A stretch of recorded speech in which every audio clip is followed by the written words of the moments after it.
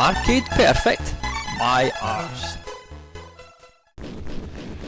Okay guys, welcome to another Arcade Perfect, my arse. This week we're looking at Alien Storm, released by Sega in 1990 I believe.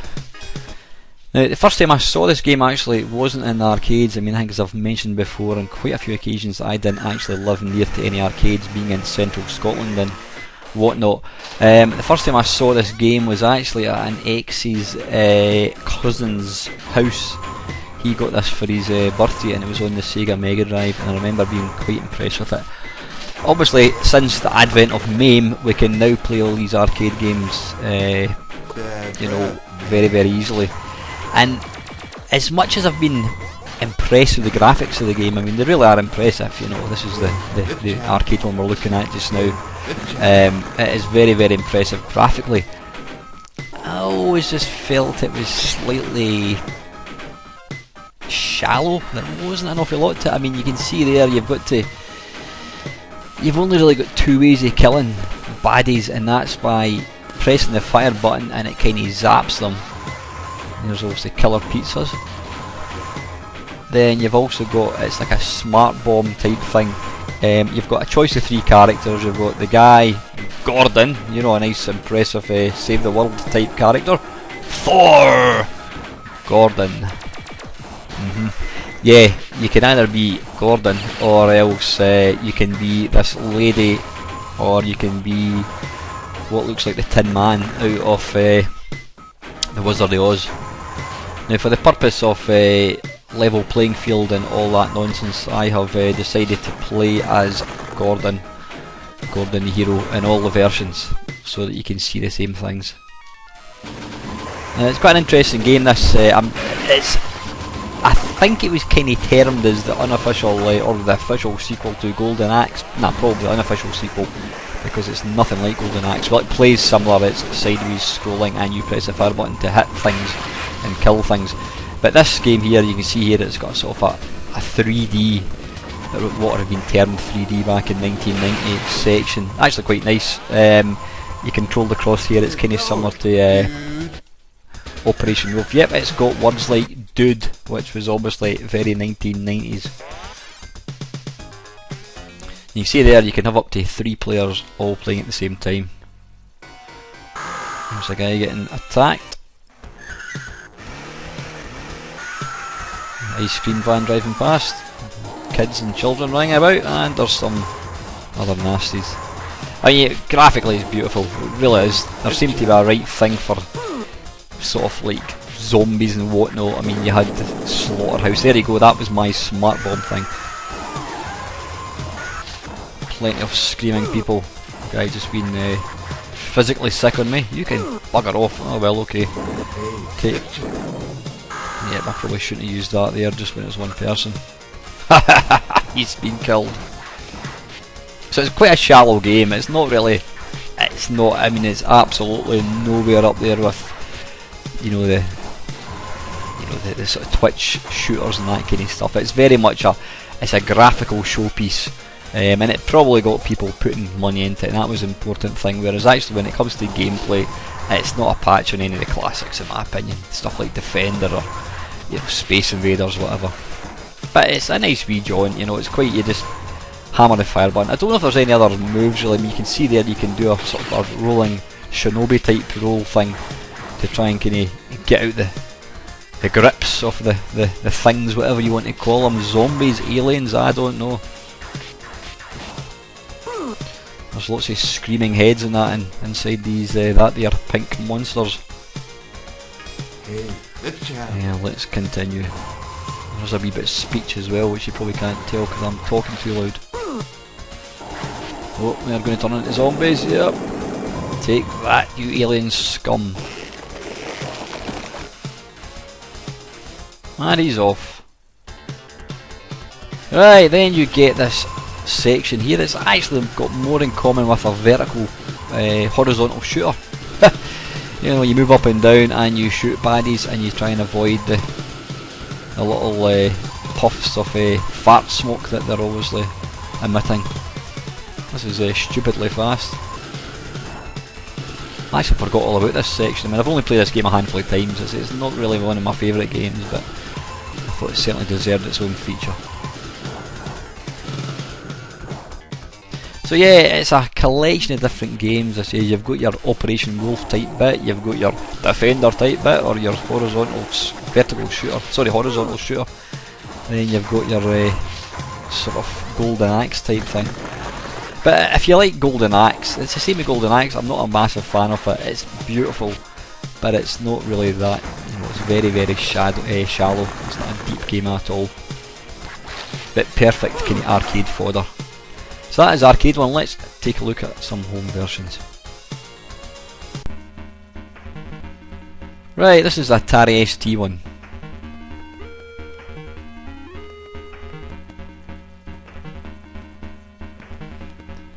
And you've got, now I think this one only seemed to have the two people. Gordon the hero. Only Gordon can save us now. On Gordon, do your stuff, kill the pizza. Hey, this... You know what, this game probably looked better back in 1990 because it would be on a CRT monitor, or TV I should say, whereas on an LCD monitor you can see all the pixels. You know, graphically wise it's really, really nice. Nice colour, nice use of colour. Looks very, very arcadey, but like I says, it just looks too sharp. If you had that kind of slight blurriness, it would probably look a damn sight better. Now the one thing I found about this version, it's quite sluggish. It's not particularly smooth. I mean, you can see that I'm jumping. I don't know how many frame rates there are in animation. It's not particularly smooth. Even walking is just a wee bit, but it does look very nice.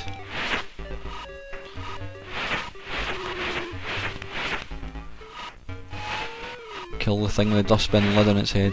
Not a dustbin lid, a dustbin I should say.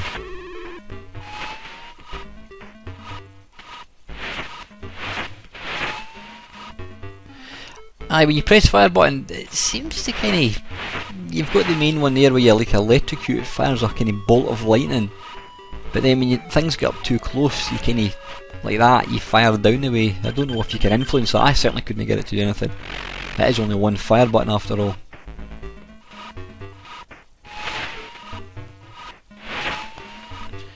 And when you kill some baddies you get extra energy which you want to pick up. I'm not quite sure what energy and life, the difference between them is. I thought it was just one health bar, but you've got life and you've got energy. Does energy reflect how quick you shoot, how big your shooting beam is? I don't know, really no idea.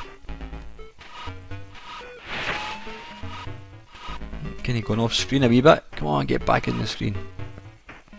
I think I must say I was kind of editing the screen dimensions. I think I've edited slightly too much to the right, cutting off a wee teeny bit of it.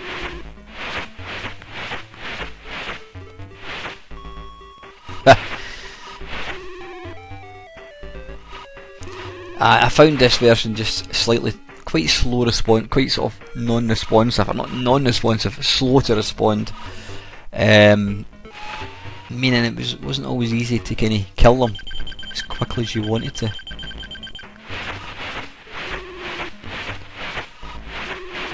Now what I want to try and do here is show you at least a couple of levels, just so we can kind of compare them.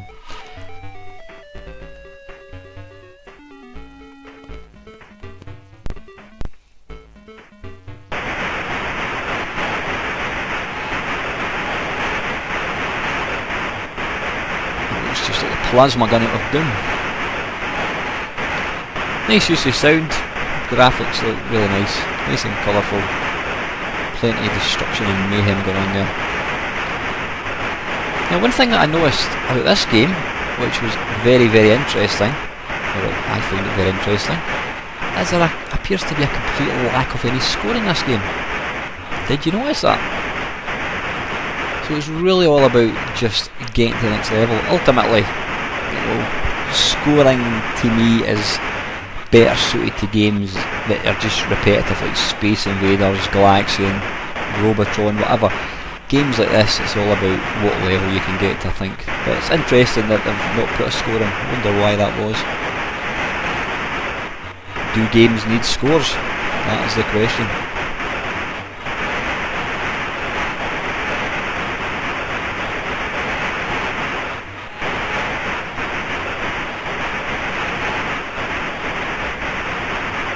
But it's quite good. This version you can actually you can destroy the sort of backgrounds as well, which is always tremendous fun.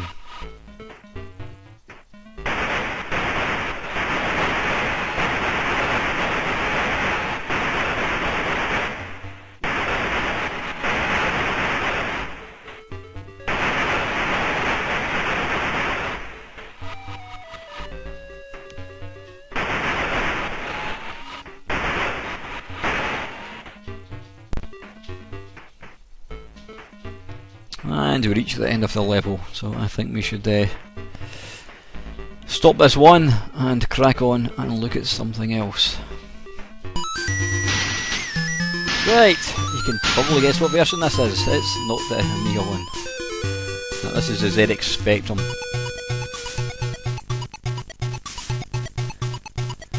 Scooter, Carla, or Gordon?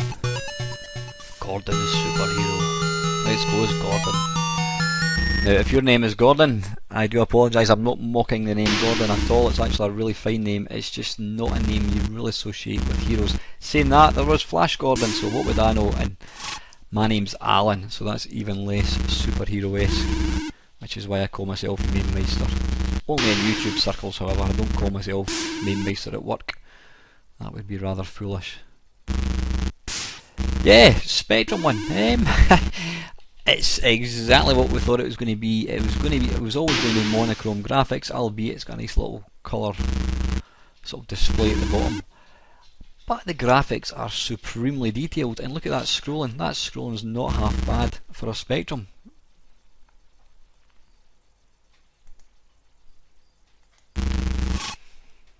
And everything moves at a fair rate of licks, I should say. Avoid the Columbus-spin snails. Even the sound's actually not half bad. Yep, take that to the head. So I was quite impressed with this one, I've got to say.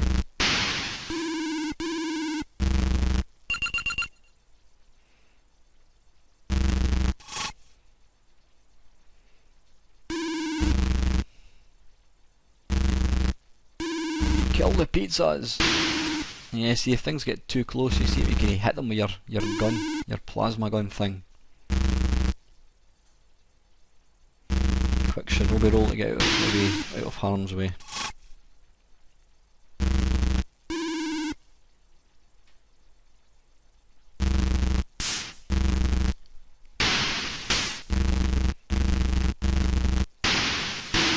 Take that.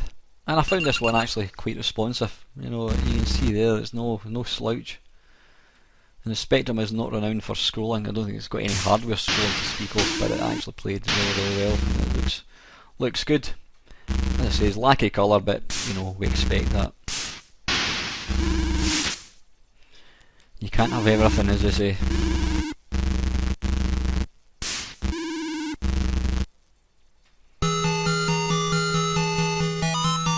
Okay, now for Operation Warp-Type bit. In fact, there's a game, it's Space Gun I think it is. Space Gun was released by Sega, and it was pretty much this viewpoint. So obviously this, I'm guessing Space Gun came out after this, might be wrong. But I think Space Gun was pretty much just this viewpoint. So whether they made this game and then realised, hang on, they could actually make a full game out of this and release Space Gun, I'm not too sure. No shooting sound in this particular level, although you do get some explosions or whatever it is, the noise that an alien makes when it gets zapped with a plasma laser.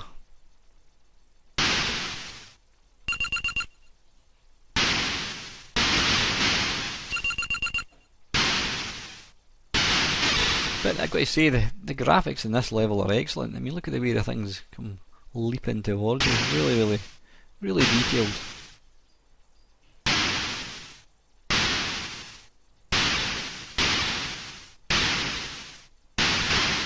Yeah, really nice kind of use of higher resolution in the Spectrum. Because of the filter I've got turned on this, it looks a lot better, you know, rather than the Atari ST one. So anyway, that is the Spectrum. Let's move on. Right, this is the Master System. Now this should be good because it is a Sega game after all, so you would expect them to put out a decent enough version for their Master System.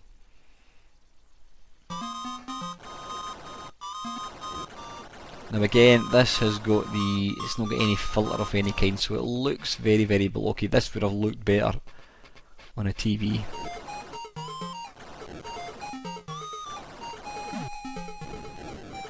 Stand in the pizza, Gordon.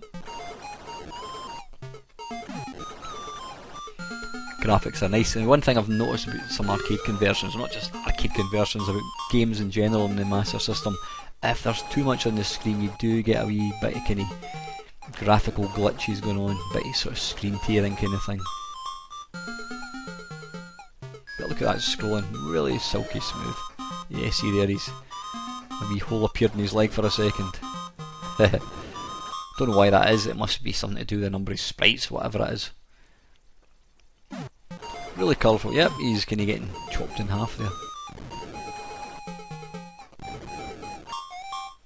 But nice clear graphics, you know, scrolling's perfect, sounds... Wait a minute.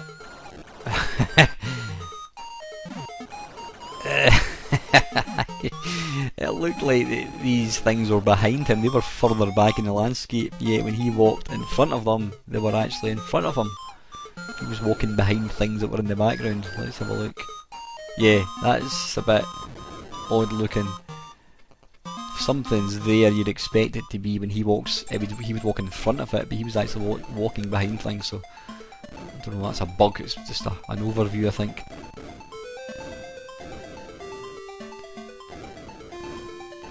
I'm not quite sure these sort of yellow things are lobbing at us. Any pizza or something? I don't know. A stale pizza maybe, yeah. On sale Sega.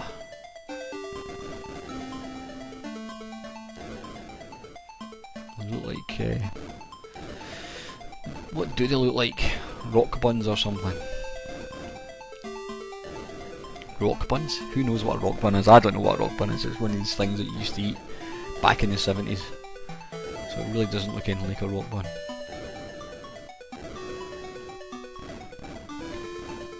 Yeah, there's no score in this version either, so they obviously just decided, Sega in their wisdom decided this game doesn't need a score, and I totally agree. I don't think a score in this game is really relevant, because technically you could, it's not a reflection on how good you are at a game.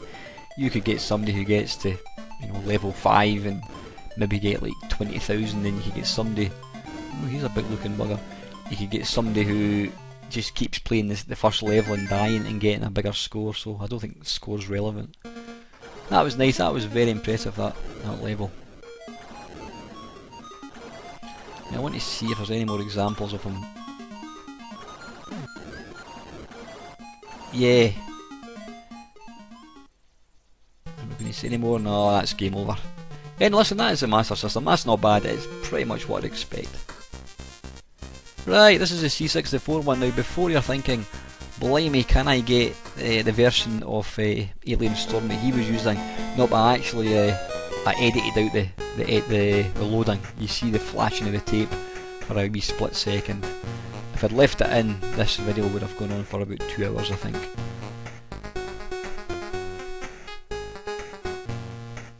Now this one, you can see at the bottom, you can actually have 2 players, which is quite nice. But I don't have any friends to play, so we just have to make do with one. Graphics, sprites are not bad, kind of expanded looking, but they're rather nice looking. Really smooth. I'm not too sure about the killer pizzas, look more like killer clown noses or something, or you know. But other sprites look nice. Scrolling is really good as well.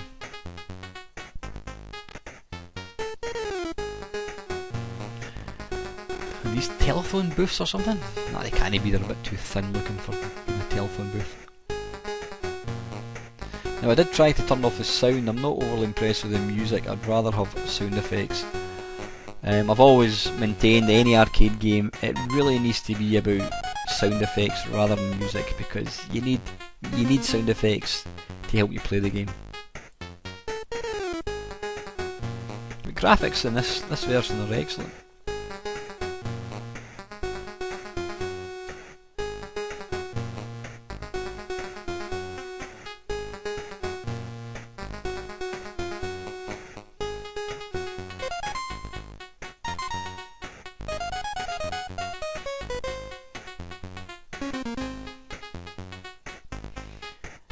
Are these newspaper stands possibly? You know, the things you get in America where you basically put in 25 cents and you lift the daily newspaper? Possibly, who knows.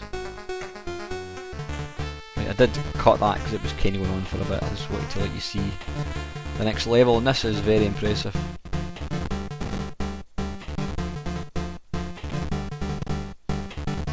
I suppose when you think about it, I mean, here I go again, I'm starting to talk about something I don't know anything about.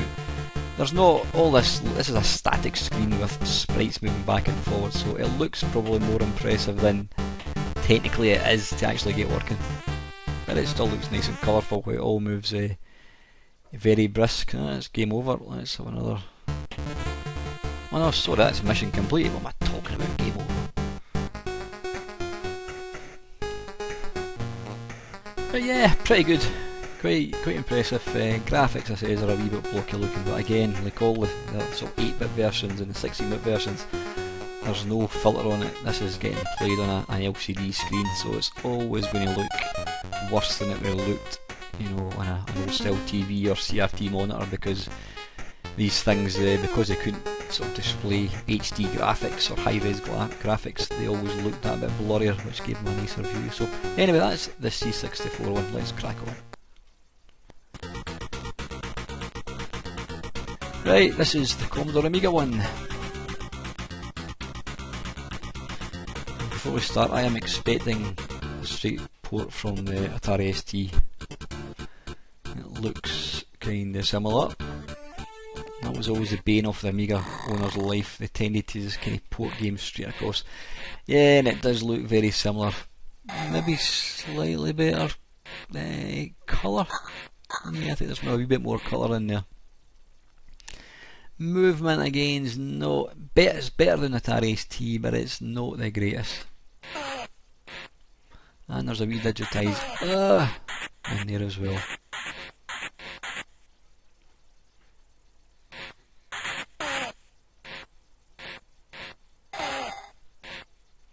I don't recall having this game on the Amiga.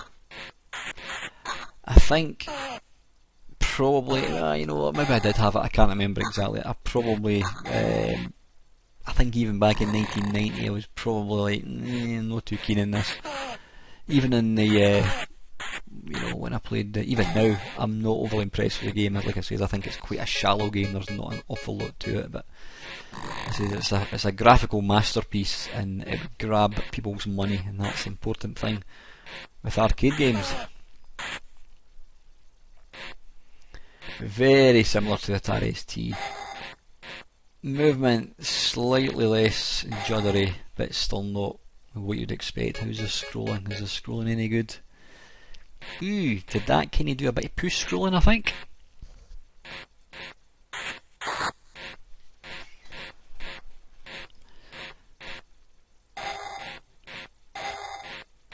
Because it's a wee bit more responsive, it's a bit more playable than the ST one.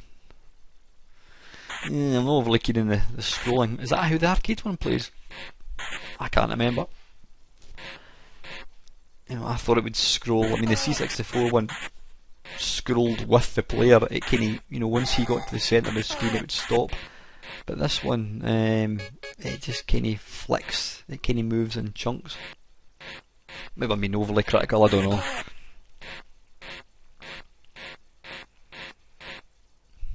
But you know what, graphically it's nice, sounds all there. Like I said, I'm not particularly impressed with the arcade game to begin with anyway, so right, let's see how it gets on with this section. I don't foresee any problems. Yeah, I like that. Let's continue.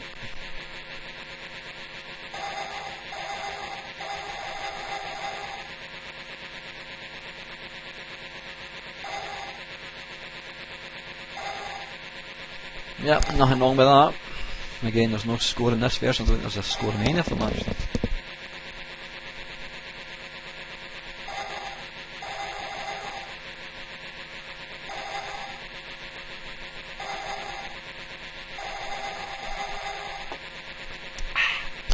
Trying to drink a cup of tea while not making any noise.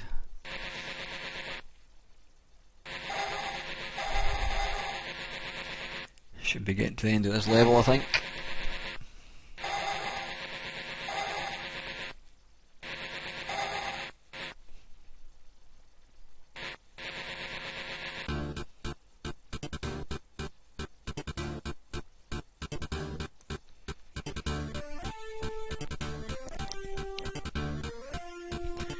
Downtown the panic is widespread. Let's call in Gordon.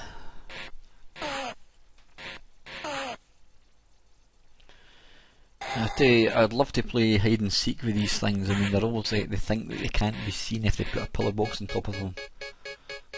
They've obviously never mastered the art of camouflage. Take that. That was my smart bomb type thing. It's funny how you refer to every thing like that in any other game as a smart bomb, even though it's half the time it's not a bomb, it's something else. Special weapon is technically the correct term, I would think.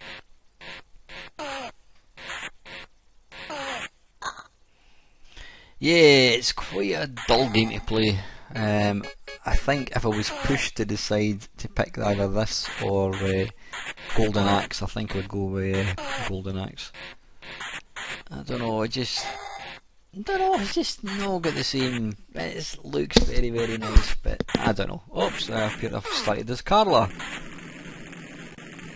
with her flamethrowers and her tight spandex trousers.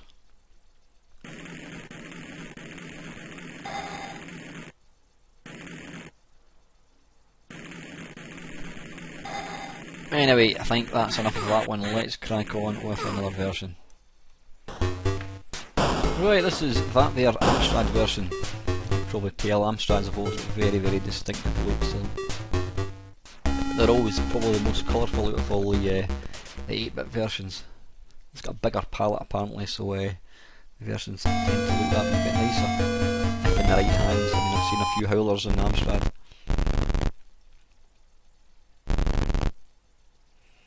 Yeah, I mean, look at the colour in these flames. That is quite nice.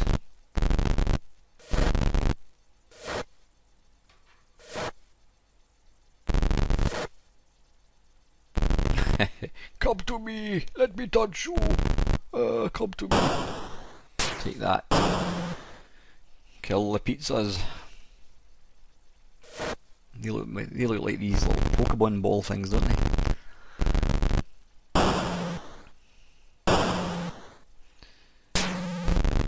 If it gets too close, she seems to, it's almost like shoot them or something, rather than fry them to death.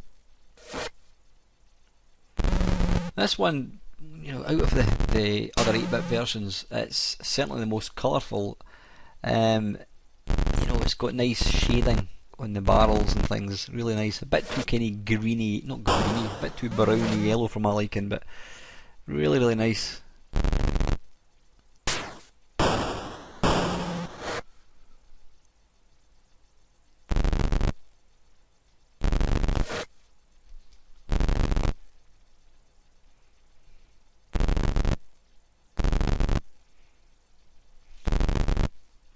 Lack of music, but that's not a negative in my opinion. Yeah, I'm really impressed with the flames. That is really impressive looking. I mean, there must be what, 3 or 4 different colours there. Whereas I think in the C64 it's probably just like yellow, and the Spectrum is white with a black line round it. Yeah, I don't know what she's got. Is that a sword or something? I'm not too sure. Take that.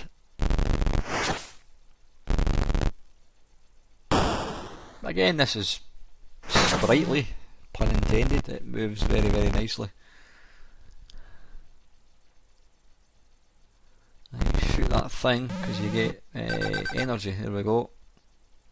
Aye, so I've not quite figured out what is the difference between energy and life. Oh, wait a minute. Right. I think the life. Ah, right. The life is the title, and the energy is the actual bit that moves down. So, right. The life doesn't. I thought it was two separate energy bars.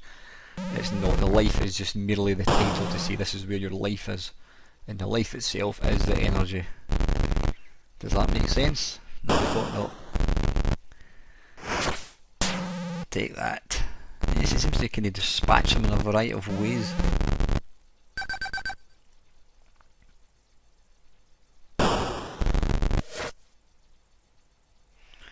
The blue thing looks like he's tickling her rather than attacking her. Watch. Diggy diggy diggy. Oops.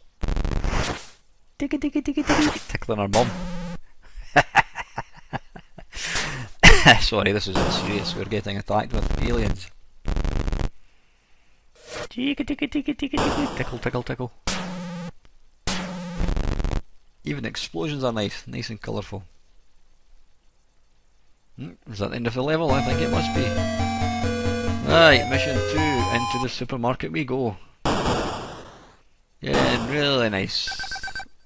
Really, I mean, I don't know how many colours are in that. I don't know, 16 colours, something like that. It certainly looks just as nice, if not better than the Atari ST one. Yes, I'm very impressed with the Amstrad, the colour. And when in the right hands, it can just be a fantastic computer.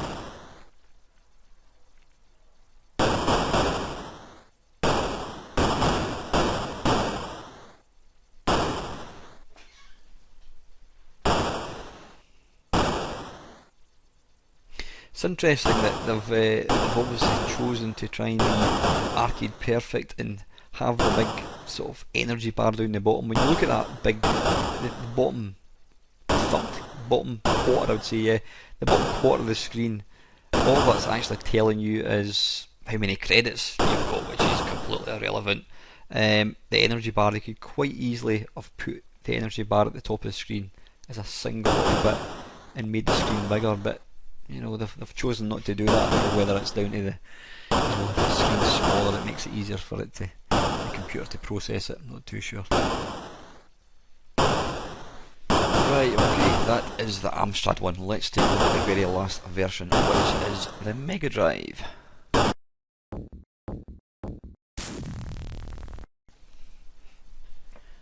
Now this was the sort of platform that I very first saw this game on, back in, I think it was 1990 actually, I'm sure it was, 1991.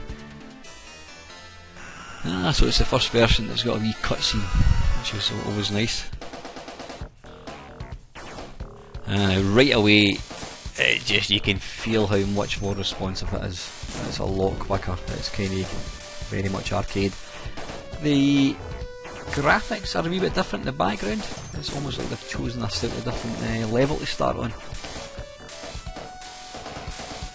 Yeah, this is a different class.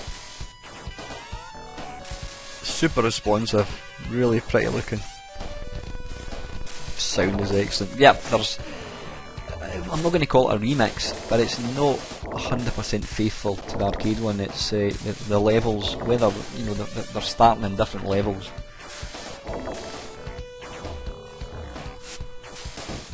And I don't know. There was quite a few options with the Mega Drive one. I'm not quite sure whether or not I picked the wrong one. Another ill-looking baby, yellow baby. He's already been possessed with these things, killable among yous.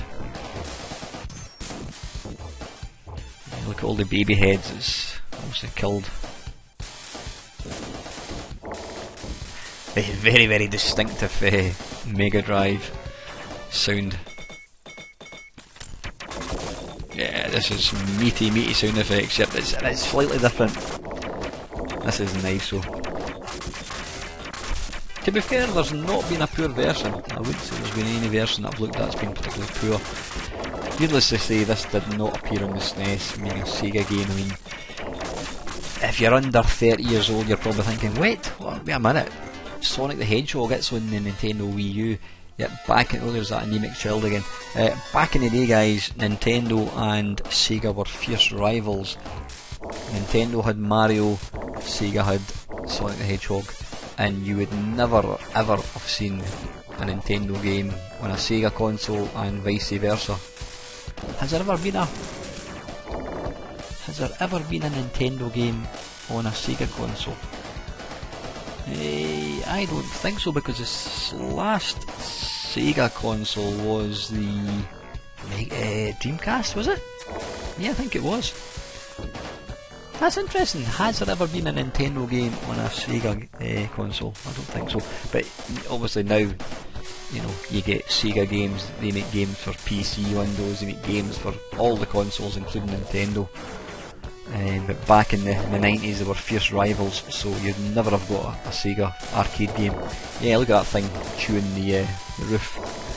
It's slightly different from arcade, but you know, still very, very nice.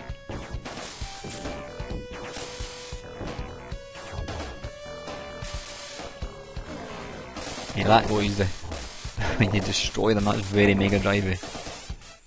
Distinctive Mega. Whoops! Get off my head. Take that.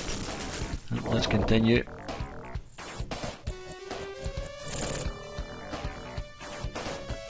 Bloody hell, what the hell? Yeah, this is they've done things slightly different here. This is not what we expected. I'm assuming that this thing is probably in the arcade one, but they've just whether or not they've knocked out different levels, I don't know, I'm really not too sure. Maybe I've started in a different level or something, I'm not quite sure, but it is most definitely Alien Storm.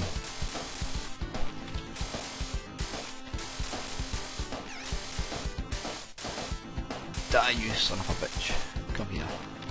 These are like the wee thief things that nick your magic and golden axe and give you energy. Ah, so here we go, this bit, this is the first home version we've seen this level, I think.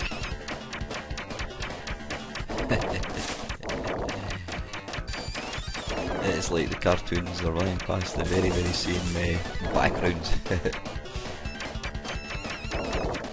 But this version is very, very impressive. So anyway guys, that is it, that is the last version of Alien Storm. So to summarise, what did we start with? We have got the Master System, really nice version, what you'd expect from Master System.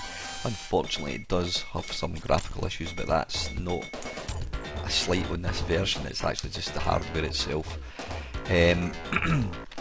Commodore Amiga and Atari ST, not much to choose between them, really impressive graphics, slightly kind of sluggish gameplay, especially Atari ST. It felt just a bit too slow, to the point that you kind of felt you couldn't really kill baddies properly, it wasn't as responsive enough. The Amiga one, very, very similar, but it was a wee bit quicker, slightly nicer colours, slightly less sluggish, though still not as good as you would expect from the Amiga. The C64 one, really impressed with that, really, really like it. Slightly blocky looking graphics, but super silky smooth scrolling, which was really nice. Pretty impressive. The Amstrad one was similar to the C64 one. Again, it had some astonishing colour. I mean, the colour for the sort of the fire and that kind of thing was really impressive. So yeah, really, really nice graphics. The Spectrum one I was very impressed with. You know, it's obviously monochrome, but it played at a fair old lick, and the graphics were really nice, really, really, really pretty. And lastly, the Mega Drive one. Well, we can all see what one is definitely the best. It's going to be the Mega Drive. So in reverse order, it's quite tough. Right, in reverse order, I am going to. This is a tough one. In third place, I'm going to go for the Commodore Amiga. It had good graphics. You would have been pretty impressed with that and quite pleased with that if you got that for your Christmas back in 1990. Yep, gonna go for that one. In second place, I'm gonna go for the Spectrum.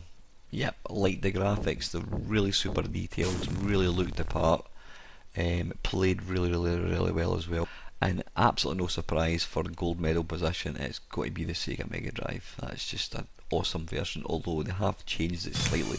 It's a kind of almost like a slight remix. I don't know whether they've changed the order of the levels, but as you can see there, it just looks absolutely sublime. So Commodore Amiga in third place, Spectrum in second, and the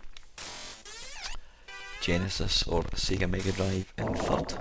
But to be fair, they were all excellent versions. There wasn't a bad one between them, you know. So anyway, yeah, that is it, guys. That is another Arcade Perfect My Arse. Like I've said before, if there's ever a game you want to see featured in this, just put your comments below. As usual, thank you very much for all your support. Please feel free to like, comment, and subscribe. And finally, thank you very much for watching.